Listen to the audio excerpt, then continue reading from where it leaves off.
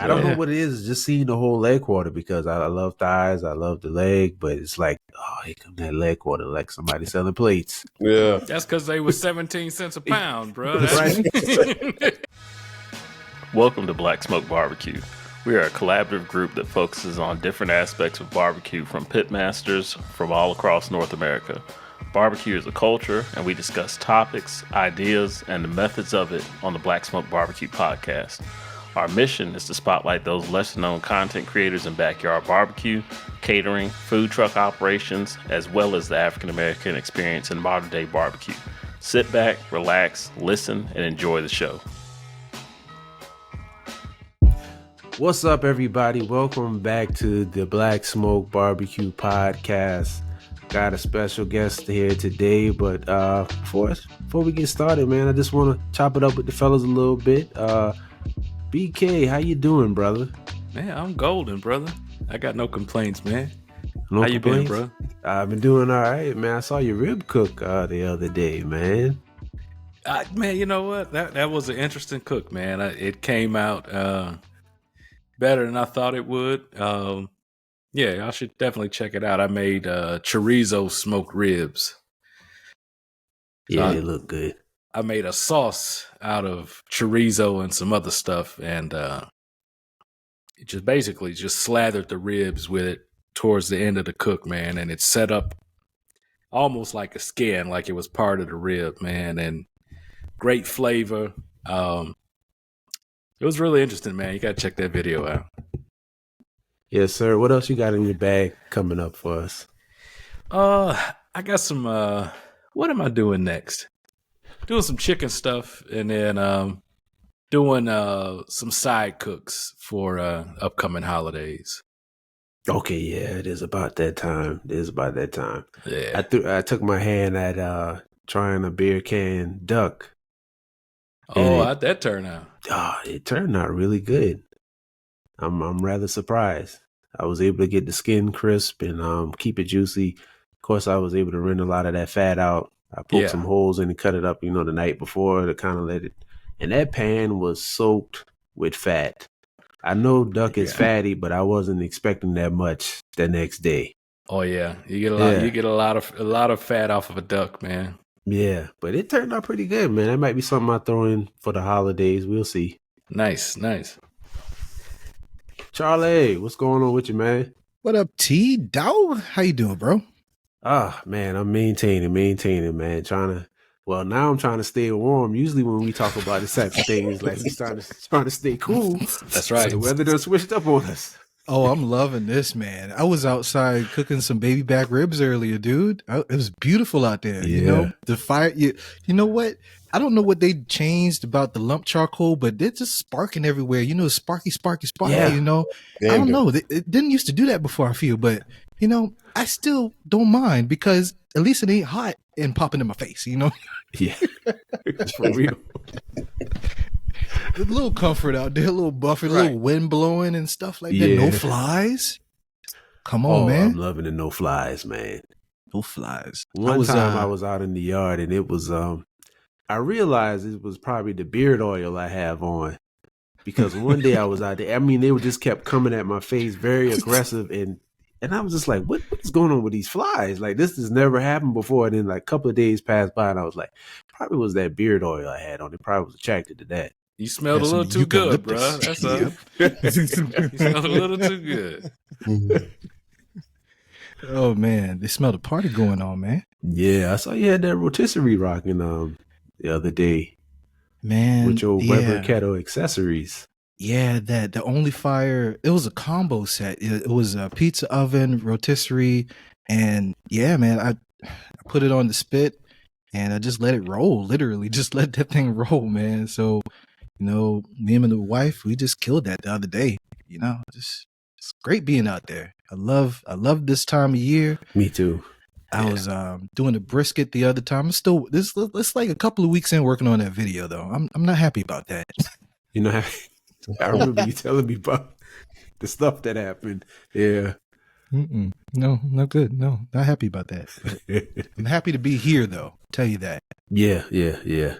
Well, without further ado, everybody, we have a special guest, man. from the beautiful state of South Carolina, Uh-oh. Midlands. Uh-oh. We have Rodrick Scott of Scott's A1 Southern Barbecue. Rod, how you doing, man? I'm good, bro. How you doing? Man, doing okay. For those of y'all who aren't familiar, when Charlie and I had the Backyard Pitmasters podcast, we had Rod on and we chopped it up. So we had to bring him back, see what's going on, see what's new, and just get some good conversation rolling about how it is being an entrepreneur, pitmaster, it's aspiring people to try new things in the Midlands. I mean, yeah. So what's been going on with you, man? I know you just finished a pop-up this past weekend. How was that? Man, that was amazing. Quick in and out. Pretty much, man, you had people coming 9-ish in the morning wanting barbecue, and that was Early. like, I mean, we've been seeing it, but that Saturday been a little bit, more busier, like earlier, and I'm like, man, this is ridiculous. So we put a 10:30 to 3:30 window on it, so basically it's until sold out. So we were sold out like probably about 2:00, man. Wow. Like That's just amazing. gone. Everything was just gone. So Yeah. it was booming. It was booming. I'm gonna tell you, you added those oxtails That's right. on I the saw those list, and that's interesting. I remember when you introduced them before to your menu, it was by pre-order only. 2 years ago. Yeah, Let's make that clear. That was 2 years ago. Almost Not with the trend. You were doing it before the trend. I was before the trend, before the candy red, all that. That was 3 years ago. Been doing it. Yeah. Yeah. And I remember, because here in the Midlands, that's not really a popular thing. Well, it wasn't, back then, but me, Charlie from the Low Country, oxtails was very popular. Right. Like I grew up on oxtails, so yeah. So how's the reception been for those? Man, it drew more people to us just by putting it directly on the menu, like easily.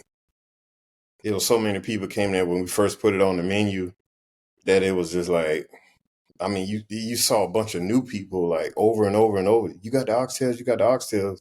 The demand was instant as soon as we put them on the menu the first day. And I always was kind of scared to put them on the menu because, the price of oxtails are up. And when Ridiculous, they go up, high. So I was kind of scared to risk that expense on the business at a pop-up and gamble on it. Didn't know it would be received so well because, sometimes the pre-orders will be, somebody might want 5 pounds. Somebody might want, a couple of plates or whatever like that. And it's always kind of small on the pre-order, but it would be there.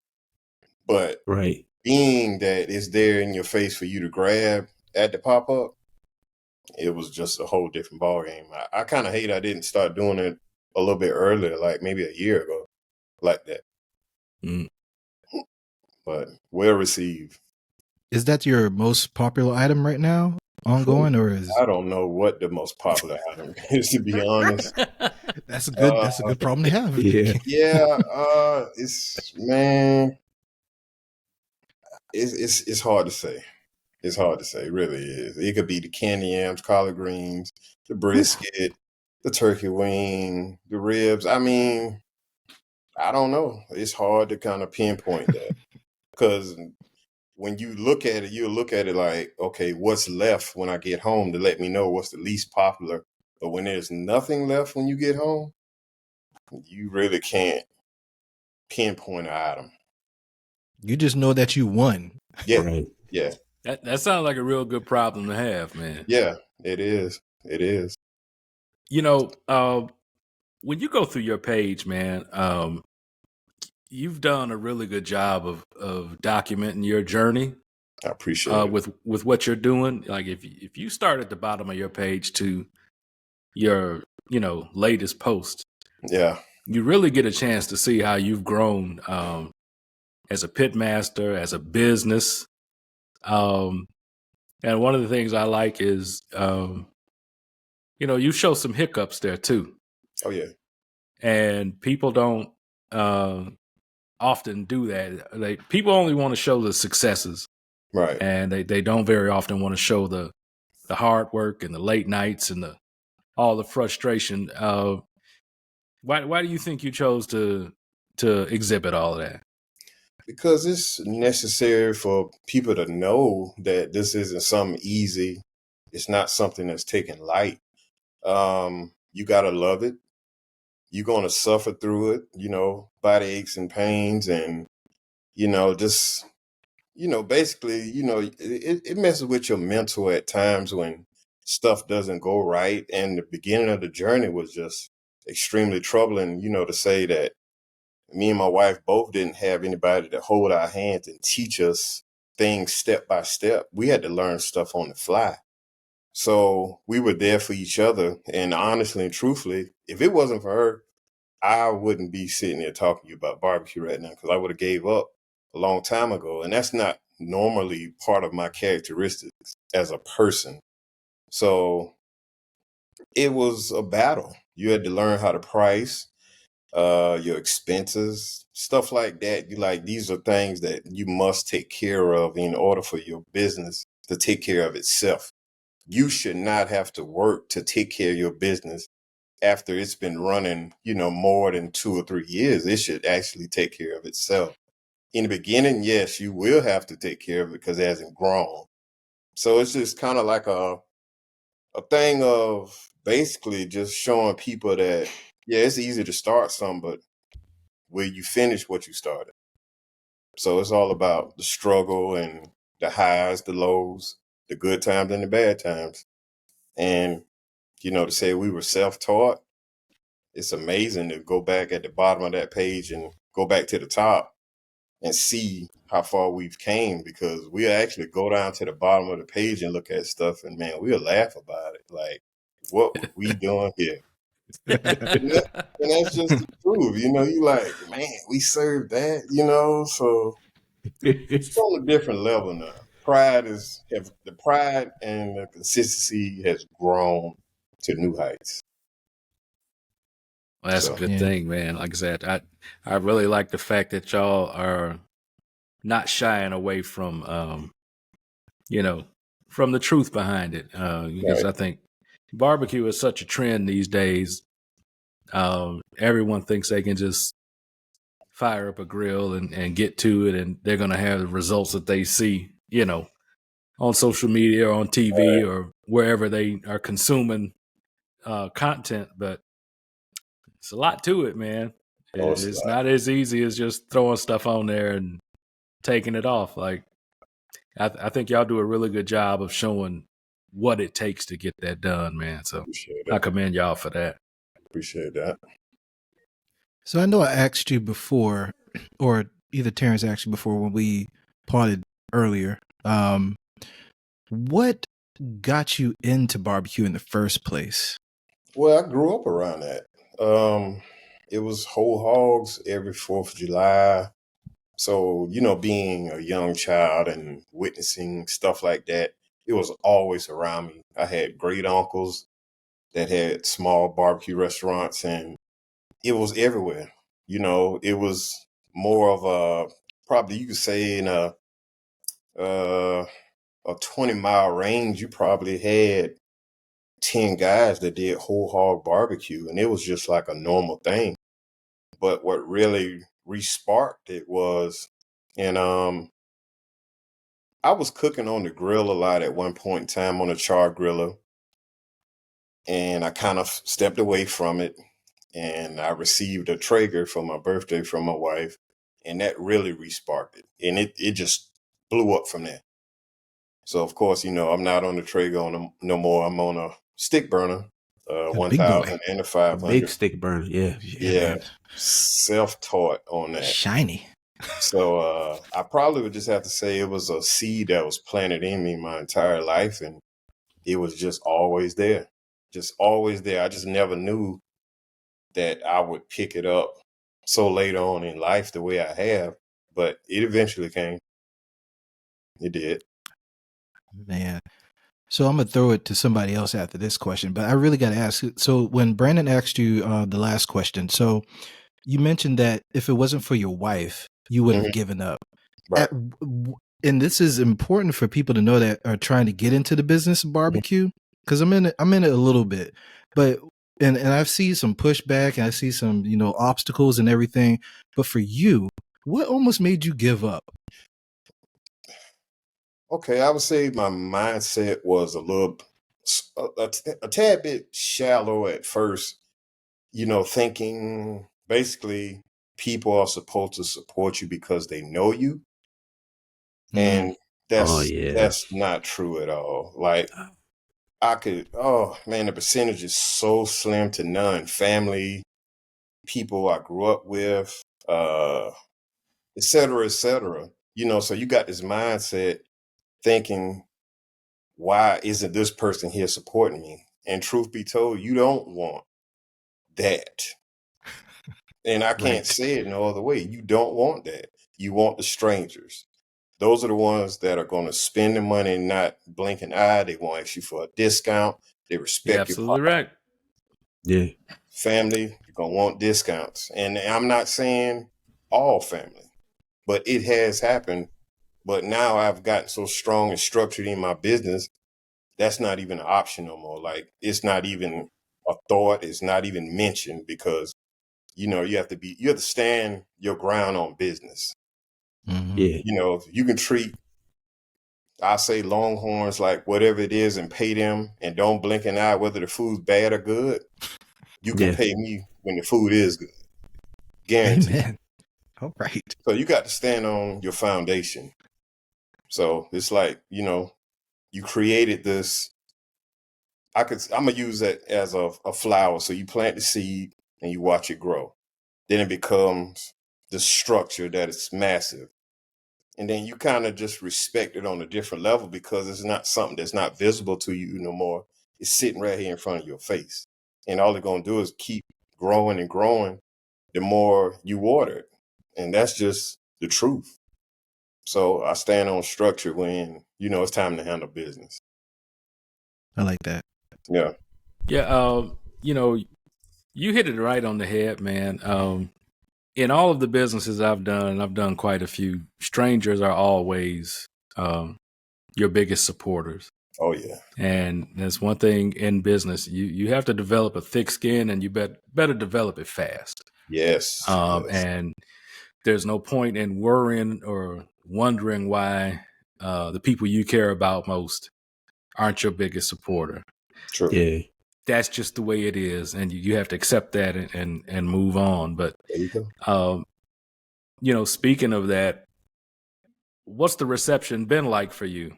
You know, since you've really started and gone in on the big time with what you're doing. Well, I mean, everything has kind of been received well. And also to add on the question that he asked me previous, not knowing how to price your items. Yeah. That was a big, big downfall. I understood expenses thoroughly, but you have to remember to detail all expenses, every single thing. So, you know, you kind of get lost in the sauce and you undercharging, your expenses are high, and you can't climb out that hole. You're almost just like breaking even. But it's been received very well. You know, the more you push it, the more it's received, the more word of mouth is spread, and it grows. So I probably could say it in that sense, in that way. So when it comes to pricing in your process, like how I know sometimes, because we talked about that in the group chat, how people, when they see prices for certain things, they're expecting it to be like the price of like a value meal at McDonald's in the 90s. In the 90s. Nah, oh man, nah. Yeah, so because I know you probably get people that come and complain and say that it might be too high. Like, how do you handle that sort of thing? Because I think what people don't understand when it comes to having a business, especially like a barbecue business, I mean, it's so much that goes into before you even get into the expense part, like the labor and the intensity and the detail to providing something consistent over and over again and making sure it's like the best quality. Right. I think they just think it's just like what Brandon said earlier, just throwing some meat on the grill and just pulling it off. Just basically, I mean, it's so many things like that's more crucial, especially on my behalf, because I cut my own wood. So that's like extremely brutal. Yeah. To the business in a sense as well. And you have to incorporate all that. You'll get a person here or there who don't kind of respect the process. They used to barbecue from 1985 or something and think the plate's supposed to be $7. But no, it's 2023. If you can respect the gas station and pay the prices that they charge for gas that they don't charge from back in the day now, you're growing with the time as well. So why would you come complain to me about a price? That's right. You should respect the process. And then I carry my smoker. So the smoker kind of is like, it's kind of like a foundation to the pricing as well. And I never meant for it to be that way, but it kind of happened. So when you see the smoker, you're instantly like, okay, definitely not even going to question this. We just don't go for it. You know? Yeah. I mean, because if they see it, they know you're doing work, right? Yeah. Let me ask you this, man. Since barbecue has been gentrified the way that it has, oh man, at this point, is barbecue a luxury item? I would have to say yes, depending on whose barbecue you're consuming. I would have to say it in that sense, because everything ain't a luxury, even though it could be named the same thing. You know what I'm saying? So you can use a steak, for example, Applebee's. You could use the steak, Eddie V's. Yeah. Night and day. So I kind of compared on a level of this and that. Not the same thing, even though they're named the same exact thing. Quality, so. Oh, yeah. Quality over commodity. Yeah. Yeah. It's not just something just thrown together. You have this. Let me just throw sauce all over it and don't care about it. No. Yeah. Yeah. Yeah. So we talked about that sauce thing the other day, man. Please tell everybody what your comparison to putting sauce in. Well, I mean, sauce is a compliment. It's like ketchup to fries that are cold versus hot fries that are salted. You don't need it. I like that. You know what I'm saying? That's my opinion on that. A lot of people may disagree with me on that, but I figure if you have to put sauce on it, maybe it's not as good as it's decorated to be. Because honestly and truthfully, I serve my food no sauce. It's an option if you want sauce. And at first when I started, I used to sauce up stuff, and that's just not the way it should be. I want them to be able to taste the smoke, the seasoning. I don't just cook Boston butts or pork shoulders and basically filter out all the fat and stuff and pan it and serve it to you and then put sauce on it. No, I season that pulled pork 2-3 times, just to make sure that flavor is in it through and through, even on simple pulled pork. Not just the Boston butt, just, pulled. It has to be seasoned. Everything is seasoned. Ain't no other way. Yeah, so I agree with that. I'm no sauce over here. I mean, look, my wife likes sauce, and I'm gonna tell you, she loves your turkey wings, and so she got the sauce because that's just what she does. Yeah. But like, she dipped it one time, and that was it. The rest of the time, she just ate it without the sauce. And she was like, "Man, these are some good turkey wings." I was like, "Yeah, you need no sauce." There you go. Yeah, fall off the bone good. Yeah, like I figured that's the difference between quality and commodity, because you can cover up a lot of things with sauce, right? But you're putting in a lot of work. You're using a lot of wood.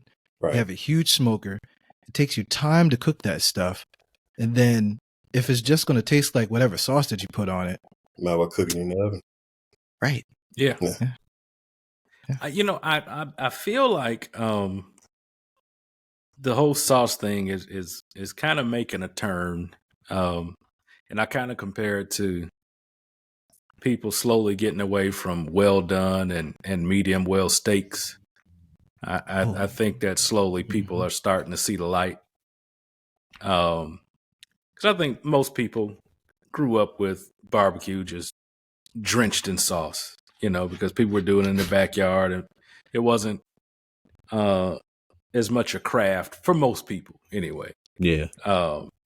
So it seems like the sauce thing is it's starting to pull back a bit, and I really wish people would take the time and try to appreciate all that hard work without just wanting stuff just drowned in sauce. And like you said, if it's a compliment and you got a little on the side to dip, okay. But I'm typically a no sauce person. I want to taste the meat. I want to taste the seasoning. Yeah. If I want sauce, I eat sauce. That's just me, man. Eat with a spoon, man. Yeah, I mean, like peanut butter. Absolutely. Has it been a tough thing to get people to accept it that way? Not at all. With no sauce? Not at all. I still give the option of sauce. So that's probably why it hasn't been an issue at all. And it's been received well. So it's really not even an argument, really. It's been smooth. Yeah. Yeah, I think with stuff like that, it's just people just used to it. Like you have some people who will sit down at a restaurant and the first thing they'll do is grab a salt and pepper without even tasting it. And it's just like, you even gonna try the food first? It's like people are just so robotic with stuff. Just as soon as you sit down, salt and pepper. It's like, hey, try it first. Right. See, I think I remember our brother Felix Irvin telling us on the pod one time. He gave us a little history lesson, or I heard it somewhere else. But I'll give Felix the credit for this one. I think he took us back on a journey and told us sauce was used because you got subpar meat back in the day. It wasn't as fresh, and blah, blah, blah. And the quality once you finish cooking it, it was subjective. You could do whatever with it, but, it's almost on the verge of spoiled meat. And the sauce was meant to cover all that up. There you right? go. So if you're doing all these cooks with quality ingredients and quality techniques and all that, you don't need the sauce. I agree with you there. We like you to meet Sweet Charlene, the barbecue seasoning created from family bonds that is low in sodium but high in flavor. It doesn't matter if you're a beginner or a seasoned pitmaster. Level up your barbecue game with this dry rub that has amazing taste and great color. Go to eddierightbarbecue.com right now and order your choice between the 6-ounce shaker bottle, the 16-ounce bag, or my favorite, the 32-ounce bag, and start rubbing your beef, pork, and poultry the right way. So one of the things you and I talked about the other day was the reception from the barbecue community. And I think it's really like a South Carolina thing. Seems like with some things we have like the crab in the barrel mentality.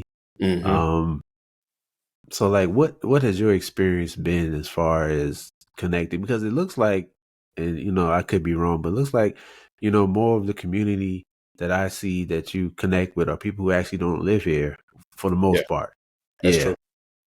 Yeah. How did that come about? And how does that, I mean, when you think about it, barbecue is a community of sharing, a community of embracing each other, brotherhood, sisterhood, or whatever, however you want to describe it. But it's usually like a giving community, people connecting, people learning, people teaching somebody something. But like I said earlier, it's like this thing we have here sometimes is like a crab in the barrel mentality. And people feel like if they show you certain things, it's going to take away from them. So how has your experience kind of been with that? In Colombia, I recently had one person that we have networked and talked and dealt with each other on that level. Like other guys have dealt with me that don't even live nowhere close to me. And it's been different. You know, I don't know if it's people thinking you're taking their business or just because you're in the same market. You know, I don't know if it's jealousy. I don't know what it is, but there is no barbecue structure in Columbia. I would say it's a guy named Robbie at City Limits in Lexington. And Okay, yeah. I would say that's two guys that I have kind of connected within Richland County. And it's several guys doing barbecue here, and it's just like no love, you know. I don't know, man. It's weird, but Yeah. guys from, you know, I got a guy from Anderson, Charleston, Texas, Maryland, and man, we feed into each other. And I'm like, man, I just met these guys literally through Instagram, and two of them I talk to on the regular, like every single week almost, you know, and they show love. And one is Fort Grove in Anderson, South Carolina, and he was the Oh, first yeah, person to bring me in with him to Charleston Food and Wine. And that meant the world to me, you know, and I'm like, man, nobody ever attempted to show me any kind of love on this level. And I think we only met one time before that. And clearly I must be set a good impression with him. And I went and worked Charleston Food and Wine with him, and me and him been like this. You know, he gives me insight. He's on my tail, man, when you gonna go every week? When you gonna get that building? He's on me like that. You know, that's the kind of energy and person you need to feed into you. So it's just, I don't know why it's like that in the hometown. It's weird to me. I don't understand it. But we Do you could. think it's because it's the hometown? Do they know you from past, you know, experiences or? I hope it wasn't in the past. Yeah, I was like, right. You know, to be honest, you know, because it wasn't always barbecue with me at one point in time. But I don't recall anything because I would actually go and support people near and far of their food. And I've Yeah, eaten that's true. I see. probably Yeah, everybody's food in Richland County that does barbecue, you know. So I don't know if they showed me that same kind of love. Don't know if it's jealousy. I don't know what it is. I hope one day we can unify and just bring this together like the guys in Texas, because I admire the way they treat each other. They show love, and that's real. That is true. That is true. I have to agree with that, man. It seems like the people here all get along and work together, and you see them at each other's places. You know, at least that's what you see. I mean, who knows what's going on behind the scenes, but they certainly do take a lot of pictures and posts and stuff like that together. So even if they don't like each other, they understand the value of them networking. Because at the end of the day, man, no one wants to eat in the same place every time. True. And one thing I know for sure is there's a select amount of people who are going to actually get up and do the work. And so in that small group of people, there's enough for everybody. True. You don't have to worry about what you're doing or the next guy is doing. You know, it's this many people who are going to actually get up, prep all that meat, like you said, cut wood, start a fire, be on your feet for 18 hours. Like, there's this many people who are doing that. Yeah, probably more. You know, yeah, probably more. Yeah. Like I said, and so for what y'all are doing, it's not even a competition thing, man. This is what I offer. That's what they offer. I don't understand why people have such a hard time. You know, I ain't going to even say collaborating, but coexisting. True. Because I don't think in barbecue, it's not like there's a spot on every block. I mean, it's not a neighborhood bar or something. And y'all come over to my place, like there's always going to be variety, and but there's not going to be a ton of options because, man, it's hard work. There's a lot of expense, a lot of heartache. Mm-hmm. So why someone would think that another operation is a threat is beyond me. But with that being said, when you talk about the other people you work with that inspired you, what would you say is a thing that you've taken from someone else that has helped your operation the most? Definitely consistency. Like, always shoot for that consistency. Like, you want it to be exactly the same or almost right there every single time you go and serve your food. And in that way, people build the trend of, well, I know it's going to taste the same today. I know it's going to taste the same today. If you only season it with salt and pepper this weekend, then you change it to a totally different. They're like, well, what is this? That don't taste like last week. Mm-hmm. Right. So you're confusing. So if you want a certain kind of French fry, certain kind of steak, you go to a certain place where you know it's going to be exactly the same or close to exactly the same every single time. So I would have to say consistency was probably the biggest factor of that I probably received from someone else. Nice. I wanted to give you a shout out because when I was starting my catering business, we talked via text a lot. Oh yeah. And you helped me out with pricing, and I really appreciate that. Oh yeah. And it goes back to that barbecue community, which I don't like the crab in the barrel thing. I feel like we can literally all eat because we do barbecue different. Everybody does barbecue different, Yeah. and if we don't big up each other and help each other out, then we keep that glass ceiling there. And there's no way that we can push past that because we need the collective to push past it. No matter how talented you are, right, you need the support of your community at some point, right?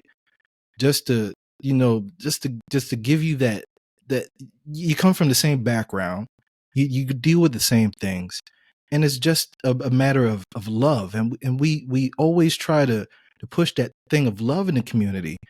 And I hope the guys that you talked about maybe hear this or whatever, that change their mind and they start working with you.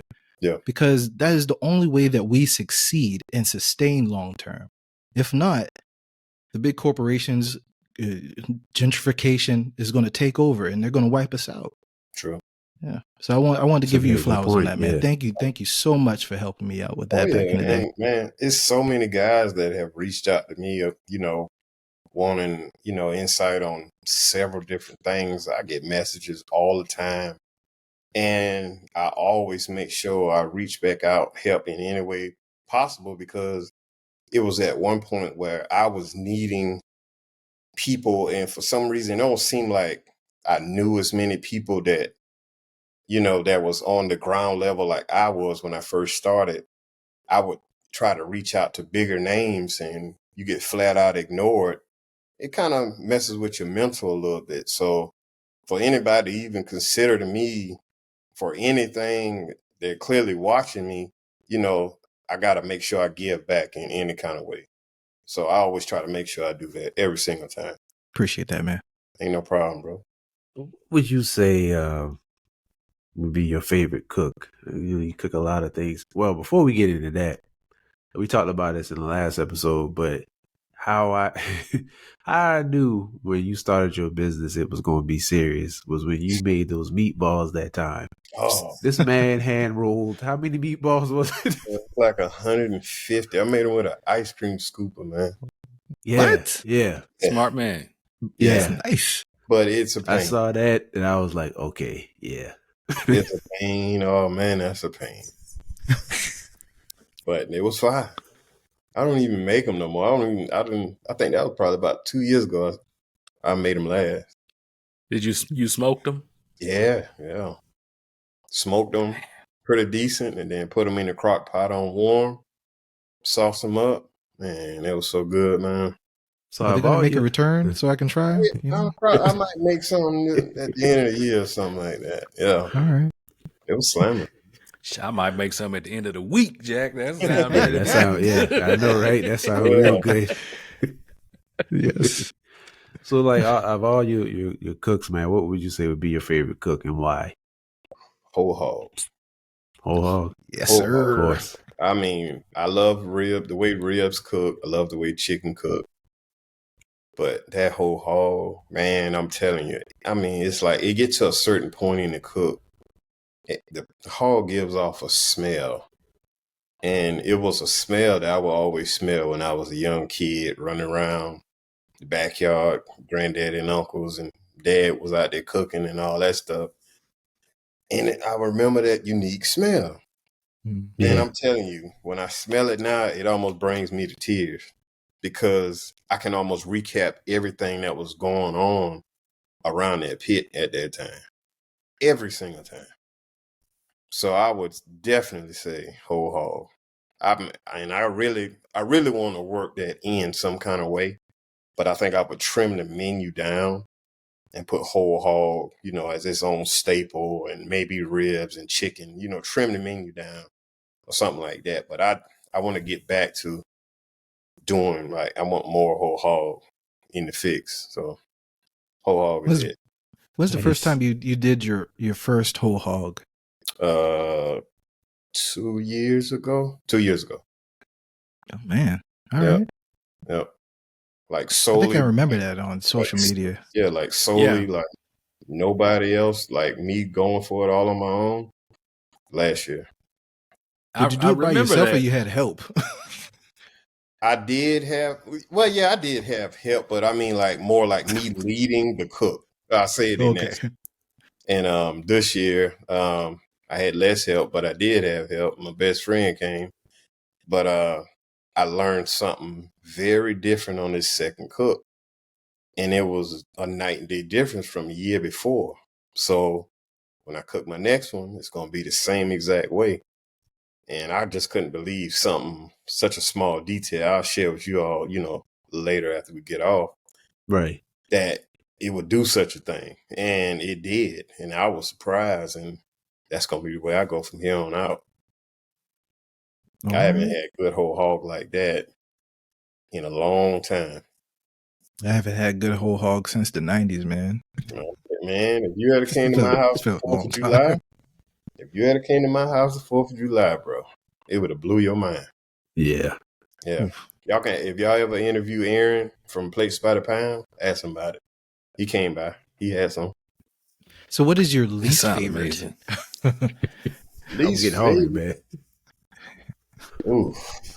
Well, to eat or to cook, Charlie? The cook.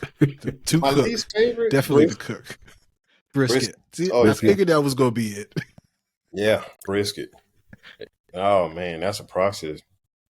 12 to 14 hours, 15 hours maybe? Nah, that's not my favorite at all. And it's surprising because you talk about cooking whole hog, which is notoriously long cook, right? Well, it depends on the weight of the hog. So true. That's a major factor. So if you're talking 80 to 100 pound hog, you can get done probably right at the 10-hour mark, maybe under the 10-hour mark. And that's low and slow. Yeah. If you got a 250 pound hog, now you're talking past brisket hours. So it's all in the weight. And, and that's why I tell people, a lot of people ask me, well, how long did it take to cook those ribs? I tell them it's almost different every single time because if you got thicker ribs, they take longer to cook. If you got thinner ribs, the time changes on that. So it's just different stuff like that. No, I agree with you on that brisket, man. I enjoy brisket, but I don't enjoy it enough to cook it very often. Right. I just slide by Alton's house when he's cooking some and get me a few slices. But yeah, I would enjoy the whole hog a lot more than I would enjoy brisket when you're talking about minute for minute and hour for hour. The stall. Oh my God, the stall. Yeah, and then even beyond the cook, if you're gonna do it at least the way they do it here in Texas, Breast. hell, you got another 12-hour rest. Yes, yeah, sir. right. Like you're not even eating until the next day. Like you're resting that thing for an additional 12 hours. And You know, make in sure tallow, you stress that is mandatory. it is. If you Rest. want a good brisket. Oh yeah, mandatory. And I think we should insert that 20-minute brisket story. Boom. Don't do that. yeah. No. Do not slice up your brisket, people, and try to grill it like some steak. It's gonna come out like rubber tires. You got to let them juices marinate and sit and caress yeah. it. You know what I'm saying? I mean, it's basically it's a 24-hour cook if it's done properly. And again, I enjoy brisket. I just don't enjoy it that much. I don't want to wait a whole day to eat what I've cooked. It's just not it's not that good to me. I always save me a few crumbs from the pop-up, 2 slices, fold it up, put it in the cooler, and we sold out. But them 2 slices is mine for a loaded baked potato, tacos or something like that. Every single time. And that's one thing when I do a brisket, I always ask my family, like, hey, I want brisket next week, because they know it's brisket all week. Because, here in Texas, your average brisket is 12 pounds. Like, and they just go up from there. Occasionally, you might find like an 8-pound, but it's rare. Like, you usually get really big briskets. And so, you kind of get tired of it after about the 4th day of all these different variations. Yeah. Is there anything that you wouldn't get tired of eating and cooking? Probably ribs and My chicken. man. Ribs and chicken, because beef is so fatty and rich. You can get lost in that real quick. But yes, you can. You can fry ribs, direct them, smoke them, whatever you want. You can do so many different things with them, and I don't know, man. It's just the flavor of ribs, especially a full spare with the rib tip still connected. Mm-hmm. Oh man! And the bone just, if it's cooked right, you almost can chew the gristle up with the meat. You know what I'm saying? Yes, Lord. That rib tip on that rib, man, is magic. But definitely probably ribs and chicken. I agree with you on ribs, man. And I think that no matter how you're cooking it with that bone and all those bones and all that connective tissue, man. And I just think you can't go wrong, because that just lends so much flavor to that meat, man. I agree with you, man. It's like what's my man Bubba, like with his shrimp? There's 1,000 different ways to do it. I thought that too. I was like, is he gonna keep on going? Yeah, let's do it. Pineapple ribs, like habanero ribs. You can do it a million different ways, and man, even if you braise them, like, who gonna be mad about that rib meat falling off and stewed down? Like, what are you gonna be mad about, man? Like, you can't go wrong there. So what's your favorite way to cook chicken? Is it halved? Is it spatchcocked? How do you get down on the chicken? Pieces is probably my favorite. I would say smoked then grilled. Mm-hmm. That's a unique combination that I rarely do. But just smoke it, get a nice little color on it, throw it over some coals, and then you get the best of both worlds in a bite.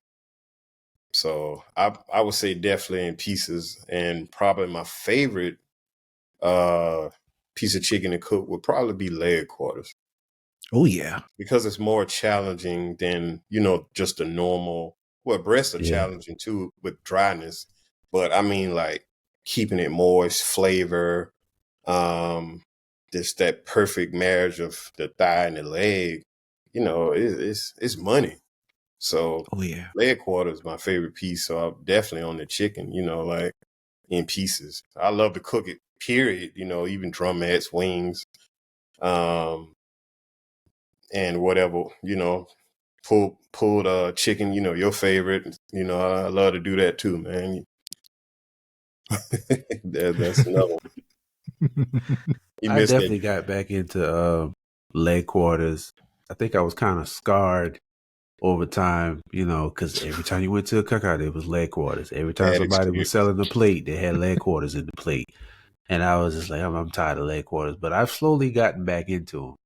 I don't know Yeah. what it is, just seeing the whole leg quarter because I love thighs, I love the leg, but it's like, oh, here come that leg quarter, like somebody selling plates. Yeah. That's because they was 17 cents a pound, bro. That's right. Yeah. That's And they fill real. up the whole carton. Yeah.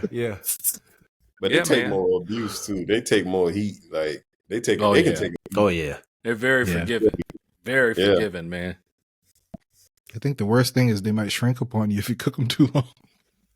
Yeah. Well, if they shrink like that, yeah, you went too far. Yeah. Oh yeah. Turn into a stone on you, man. Yeah. Look like a boomerang a little bit. Might come back at you. Mm-hmm. Yeah. What's the next big goal, man, for your operation? Definitely a brick and mortar. Brick and mortar or a trailer. It's gonna have to be one of the two. But I really want a small building with, decent amount of land around it. And I want to start and keep it that way. And then maybe grow to a, bigger building in a more metropolitan area, something like that. Have an OG spot, and then you have your, your more upscale, but still the same spot, kind of like Leonard and Truth Barbecue. Like, man, I love his OG spot, man. Oh man, I love that building. It's so unique, but it's nice. It's fresh. You know what I'm saying? And he got a new spot in Houston that we went to in April, and it's nice too. But the OG spot, man, I love it. That's kind of the same kind of style I want to follow. So tell us something. So if people are listening to the show, and glad you're listening to the show, thank you. And they're thinking, man, I really want to find this guy in South Carolina. And I'm not sure what to expect. So can you tell us what your barbecue style is? You're from South Carolina. You're in South Carolina. Yeah. You have an offset. Right. Is it Texas barbecue? Is it what do they expect when they come to see you? It's A1 barbecue, man. So All right. it's a nucleus of soul food meets Carolina barbecue meets Texas barbecue meets my own creative mind. So it's like it's a blend of all things. So it's unique. I don't really have a category for it. Maybe Texas-Lina soul food barbecue. I don't know.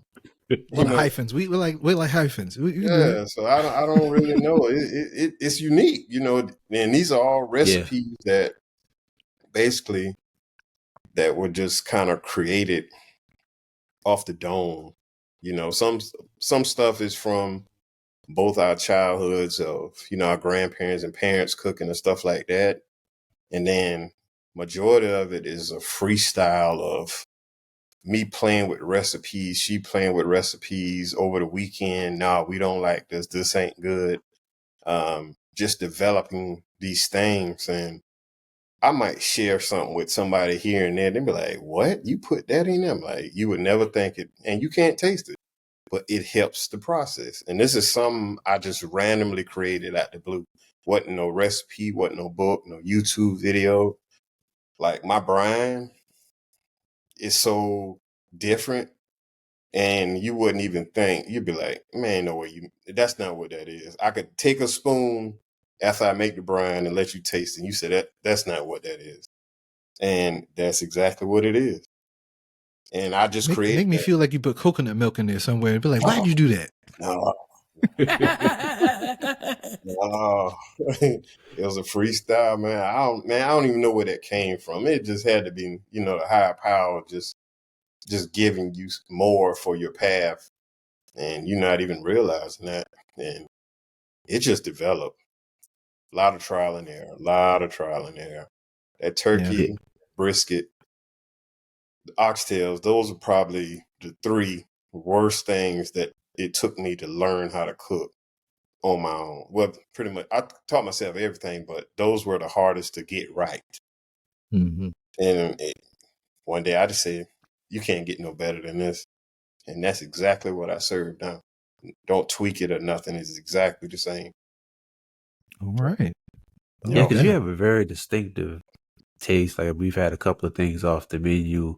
You know, you go some places and everything tastes the same, no matter what you're biting into. But everything has its own distinctive flavor, and you know, your product has a very distinctive flavor. Like when you bite into a piece, you know it's A1. You know where you're getting it from. Like in a blind taste test, I can pick it out of other people, and that's a good thing. Right.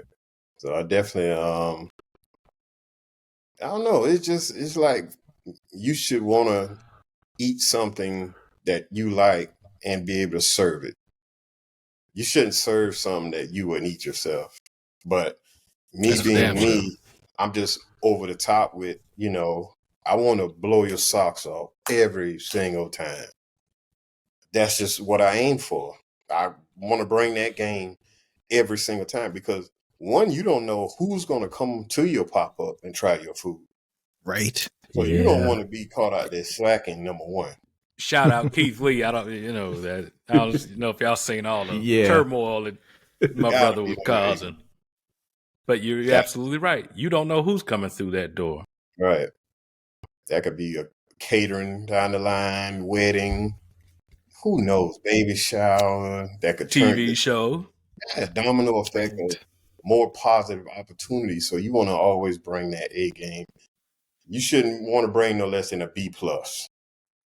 You want to bring the A1. You want to bring it every single time. Every single time. That's right. And I just with my past, I'm a culinary school dropout, Rod. So I was instructed mostly by this old Frenchman, and you did everything to perfection every time, and nothing less was accepted. And it just becomes a habit that this is what I'm willing to put out.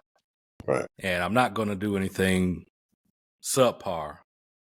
And you know, the way I was taught in culinary school was it's better to not put something out and apologize to the customer and say, hey, this is going to have to be remade, or I'm sorry, this is just not going to happen, than to put out a product that is beneath your standards. Because one thing about it, they can say, well, hey, yeah, you know, I didn't get to eat, or I had to wait a long time, but they'll never be able to say this food was trash. Because that's a killer. Because you know what? We've all been to places where the line was too long or something happened. And you're like, nah, you know what? I'm just going to try them another time. Right. And you'll go back and try them. But when you go in there and you get garbage, oh, man, you're not going back. Nah. Hurt. And, you know, the food industry is a what have you done for me lately type of deal. And you could serve great food for 5 years and then you have a bad day and somebody, oh, I ain't never coming back here. And you've lost them for good. Yeah. So, no, I agree with you only putting out, you know, what you're willing to eat. And, you know, I think food operators ought to have, like, you have to have a baseline where, like, okay, no, like, I can't, I'm not doing this. You have to have some pride in what you're doing. You have to have, there has to be a floor, right? Like, it's like, no, I can't serve this, you know? And hey, look, we all screw it up sometimes, man. But I think it's better to preserve that. You're just keeping your integrity, man, because, you know, for a quick buck or hey, you know, I spent all this time and this money, I got to try to make my money back. It can be a bit short-sighted if you're not putting out a quality product. So true. I commend you for standing on that, man. Oh yeah, gotta be that way. You gotta That also integrity is very important because you gotta got people. let me Yeah. include this. I didn't mean to cut you off. You No, go gotta ahead. Speak on it. clean your smokers. Right? Yeah. Bro, I have several videos Please. talking about that, bro. Your smokers, your grates, your doors. Clean the belly of the smoker. Clean your smokers. I need me a T-shirt and wear that when I go out to these festivals, bro. And I'm not saying that Preach. the smokers are like that at the festivals. The stuff I see on Instagram, man, I'm gonna send y'all a picture. It's probably the one I saw already. I was so hurt, bro. I was like, no way, man, no You way. barely see through the grates, huh? Yeah, it's flat like a covering. Like somebody take a piece of cardboard and paint it black and sit it on top of on the grates. Because if you think about it, that's one thing that I always do is I clean that smoker. So every week I do a deep clean once a month with a pressure washer. But every time before I clean it, I scrape my grates with a wire brush, scraper, the belly, wipe it down, and then I oil it. And then I do the deep clean at the end of the month. You got to scrape the walls, the ash will fall in any open pans you got. And now you got flakes in, whatever you cooking on the smoker, your ribs or anything. So clean your smoker. I can't stress that enough. So you don't want to put, freshly seasoned raw meat on cooked chunks of your last cook that somebody might possibly eat. You're eating old crud Straight on fresh filth. cooked food. Yeah. That's Mhm. that's a domino effect of failure. That I ain't think a lot of seasoning. people get that No, wrong. that ain't It ain't flavor. seasoned. That's filth, Nah. bro. That's not. That's filth. Phil, I Yeah. get tired of hearing that. That's seasoning. No, it's not. That's not. No, it's seasoning. not. That's not No, it's seasoning. not. That's filth.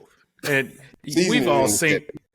Yeah, we've seen all of the smokers, and they got like the stalactites of grease from 5 years, and they just dripping down, and you got to chisel them off. Like I'm not eating off that pit, bro. That's Nah. like get serious, man. You nasty. Yeah. If How you do you wanna keep eat- your house? If you want to eat that for yourself and your family, cool. But don't take that out there and serve that to customers. That's just wrong. That's You know what? absolutely wrong. If you're out there and you are going to a business and you can see their smoker, stick around till they lift it up and make sure Yeah. you want to eat that first. Let me want to see it. Let me look in it. Yeah. Oh no, I'm good, bro. I've had this man. thing since Easter '82. Yeah. No, I don't know where people came with that, man. Look, I've been cleaning my daddy's pit since I was old enough to see into it. Like that was the first thing I learned was how to clean the pit. There you go. My dad would make barrel pits out of 55-gallon oil drums, and yeah, bro. As soon as I could reach into it, it was my job to clean it. Take the There you grates go. out, scrape everything off, clean out everything, scrape the. I was doing that as a little kid, 8 years old. So no, I don't want to hear it, bro. Like they kill me with that filth. I can't stand it. Yeah. Yeah. Mm-mm. Well, thank you for being a clean pitmaster, brother. We Oh, For sure. Ain't no other way, man. Ain't no other way. we appreciate that. Yes, sir. Ain't no other way, man. Oh man. I mean, that is something that it needs to be talked about Yeah. a lot. A lot. Yeah. Clean your pit Clean. and wash the meat. True. Man, look, I don't understand why that's so hard, but I can tell you, I've been around some well-known people in the barbecue game, and I've seen their smokers and pits and so forth. And they was clean as the meat was cooking. Okay. So they cleaned them well before they started. Of Right. course, you see, your drips and your drops and splashes and such. But you can tell that joker was clean before they fired that thing up. It's just not that hard to do. And we're going to have to get some shirts, man. You're right. Yeah. We're going to have to get some shirts, Campaign. bro. Clean your pit. Clean that filthy ass pit. You know. All that creosote. Look at that. Now, speaking of pits, I wanted to ask you. Ooh, You got your offset from out here my way, he right? just sent me the picture. Yeah. Awesome. You got to send it to me, T. I'm I don't want to see it, but I must. I must. I'm gonna send it to you now. You gotta see it, man. Austin Smokeworks out of Austin, Texas. How do you like that thing, man? I love them. I love them, man. And just saying, you know, when I got them, well, the 500, I was so intimidated by the size of it, man. I sat back there in the yard for a week. I never cooked on one. So I finally just went at it, self-taught myself how to cook on an offset. And just so happened it was a 500. And I've been on it since. So, you know, I run both of them almost every single pop-up now. Like before I go. Yeah, so I'll be running 2 pits almost every single time. Bruh, where was this picture taken? Because I wanted to make sure I never ever Somewhere Oh, close you- by you. somebody This is close to me. bad. Oh, Yeah. Oh, Lord. you'll have to tell me when we get off, so Yeah, I make yeah, sure I yeah. don't go. Because got you. Clear that. that's an abomination. What? That's bad, right? That's awful. Yeah. You know that's getting in the food. You know Every time it. they close Soon as that you close the lid. door, yeah. Man, as soon I'm as the just- food even see the pit is in there, man. I mean, Bruh, come I'm in on. awe. Like food asbestos. Yeah, that's rough, man. That'll kill you. That'll kill you. Stuff will kill you, man. I forgot my next question. Hey, and that I found that one Monday. I was like, whoa, no, come on. They were proud of that. Yeah, yeah. Mm. Oh, so the holidays are kicking up. I see you got your Thanksgiving menu on and popping. Yes, I always sir. find that interesting when I see people have a Thanksgiving menu. How's the reception been for having that? I see you got some nice items on there too. Mhm. Oh man, it's always like it's slow at the beginning. That's kind of why I waited pretty much till like November the 1st to put the menu out there instead of putting it out there, you know, early October, because normally people don't order when they see the menu. Within those last 3 days, it's when it gets real. But yeah, I mean, it's some big orders come off that Thanksgiving menu. But Christmas the same way too. It's just different. Received very well. Many orders. Sometimes more than you really care to take, but you got to do what you got to do. Yeah, you got those 2 pits, man. How many turkeys have you had to do at one time? Surprisingly, not a lot of turkeys at one time, but I think the most I've ever cooked, I think was 6 at one time, and that's a low number. But that's still a good amount of turkey. But I was cooking whole turkeys, ribs, brisket, turkey wings, smoked honey ham. I had like everything. You know, so it's not like just 6 turkeys and that's it. It's full spread. Depends on the person really on what they want. Well, man, we appreciate you for stopping by and chopping it up with us. Let the people know how they can find you, how they can follow you, how they can come taste some of this delicious food. Scott's A1 Barbecue on Instagram and Facebook, and we pretty much a Saturday pop up every 2 weeks.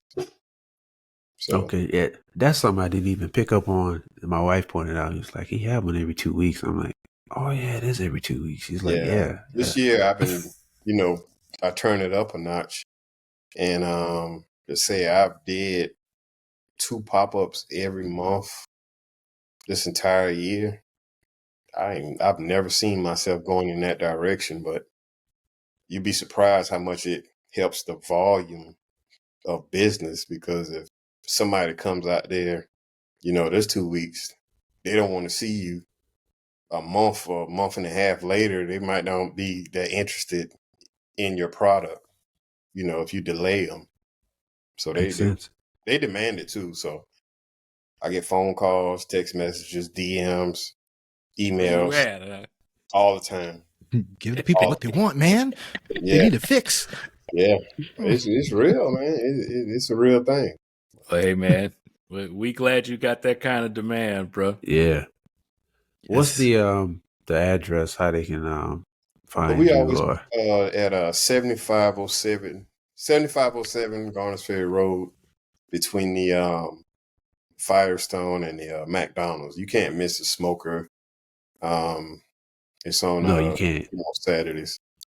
Yeah, it's the 1,000-gallon one, and the 500. Yeah, it's both of them. Got people trying to come in on our location set up when we not there and stuff. I noticed that the other day. The other day. We worked so hard to build this spot up. Nobody was even coming to this spot, and now you got people. It is what it is, because that's not my goal to be in a parking lot, or nothing like that. I want that building. So there you go. It's coming. Wow, you can have that parking lot bigger than that. There you go.